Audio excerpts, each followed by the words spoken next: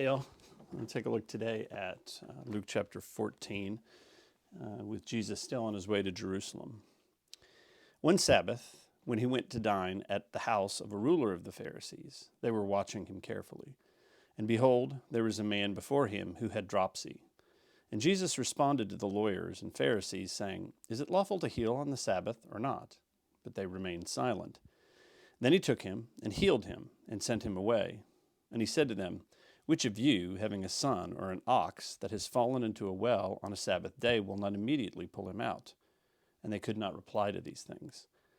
Now he told a parable to those who were invited, when he noticed how they chose the places of honor, saying to them, "When you are invited by someone to a wedding feast, do not sit down in a place of honor, lest someone more distinguished than you be invited by him. And he who invited you both will come and say to you, 'Give your place to this person,' and then you will begin with shame to take the lowest place. But when you are invited, go and sit in the lowest place, so that when your host comes, he may say to you, 'Friend, move up higher.' Then you will be honored in the presence of all who sit at table with you. For everyone who exalts himself will be humbled, and he who humbles himself will be exalted." He said also to the man who had invited him, "When you give a dinner or a banquet, do not invite your friends or brothers or your relatives or rich neighbors, lest they invite you in return and you be repaid. But when you give a feast, invite the poor, the crippled, the lame, the blind, and you will be blessed, because they cannot repay you, for you will be repaid at the resurrection of the just." So remember, Jesus is on his way to Jerusalem. He's on his way to the cross. All this takes place in that context. And it also takes place in the context of heightening tension, because it's clear that Jesus has been calling for a response to him. He's been telling parables against the Pharisees. And so it's interesting that he's invited to another meal at a Pharisee's house. You wonder what their motives were at this point. You wonder if they're looking for another opportunity to catch him. At any rate, it comes in that context. And of course, it's another Sabbath meal. Remember, in Luke, it's almost like every meal that takes place is an invitation by Jesus to the supper of the Lamb. Even ones like this one that are very tense, Jesus is at least issuing an invitation, and he sees these meals as invitations to the wedding supper of the Lamb. Notice, even when he does a parable about a meal, it's usually a wedding feast that people are being invited to. And when he gives the parable here, that's what's going on. So this man with dropsy comes in. Dropsy was a condition where fluid collected in the body. It could be very painful. One wonders, again, in this context, was this guy a plant? Did they go out and find some lame guy to bring in so that they could test Jesus? Once again, if so, it shows their hardness of heart. They're not interested in the well-being of the man who's ill. They're interested in catching Jesus. Again, I think there's a real spirit these days, not of wanting to help people and bless them, but of wanting to catch people and call them out in bad behavior. But it doesn't matter. Jesus sees this man, and his response to a man in this condition, maybe a man who's being used by the Pharisees in this condition, is one of compassion, as it often is, and he heals him. And this scene doesn't seem to add anything else to what Jesus has said before. He's underlining what he said before. Look, guys, you would help one of your animals or your family members if they were ill on the Sabbath, and so am I. And remember, that's the fulfillment of the Sabbath. Notice it says that they didn't say a word. They could not say a word. At this point, as in many of the Gospels, they're silent because there's nothing else they can say to refute Jesus. It's a reminder to us that Jesus was not only good, not only kind, but incredibly brilliant.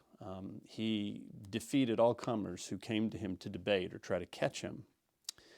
And then he goes on, because we're in the context of a meal, to say that when you have a meal, most people, Jesus says, when they have a meal, are thinking, how can I move myself up in society? How can I make myself look better? How can I make myself feel better? And he says, don't do that. When you have a feast, don't invite people that you get something out of. but rather invite people that you don't get anything out of. You will be rewarded one day in the resurrection. Now, is Jesus forbidding here inviting your family over? I mean, you get something out of your family, you have loyalty to your family. I don't think that's it. I think he's trying to get these Pharisees and us to evaluate how we do our hospitality. Is it only for our sake? Is it only for our comfort, our entertainment, our maybe advancing into a circle of relationships we want to advance into? Or is it to bless? And I think this is crucial because Jesus has been, as it were, giving feasts all along the way and inviting everyone. In fact, you could consider that the wedding supper of the Lamb that he's inviting people to is a feast, and the invitees, the people he's inviting, all of them are riffraff. None of them he gets anything out of. He wants to change them and transform them, but he doesn't invite people to dinner based on how it affects him socially. We could say exactly the opposite. He left his Father's house to invite people to his table who don't deserve to be there, don't entertain him, don't get him anywhere, but who he nonetheless wants to be at his table so that he can elevate them. Of course, he also says, listen, don't take the best seats. Now, I think probably in our day, this doesn't happen as rarely. We don't have a shame-honor culture that was like this culture. But I suspect that we have more subtle ways of advancing ourselves socially. Maybe it's just the way we size up the room and determine who we're going to talk to. Maybe it's, again, who we spend time with, and do we spend time with people that make us look good? But Jesus is saying, listen, I don't operate that way. So at one level, this is just smart, right? If you take a good seat at a meal and it turns out that's designated for somebody else, you're going to be somewhat embarrassed. At one level, it's just good prudential wisdom. But at another level, Jesus is trying to describe himself. He does not operate in such a way to seek honor. He trusts his Father to honor him appropriately. And he is just going to be about serving and giving himself in service for others. So I would suggest that this whole scene, the healing of the man with dropsy, the parable, don't invite people that you get something out of, don't take the best seat, I would suggest all of this is an invitation into Jesus' whole mindset, his character. Philippians 2 tells us that Jesus had the greatest honor, the greatest position, the greatest power, and he divested himself of it all to serve. And that's his heart. That's the way he looks at things. Matthew 11 tells us that he is meek and lowly at heart. That is the only description of Jesus' heart in the Gospels, meek and lowly, helpful, and welcoming to those who are at the end of their rope and stressed out.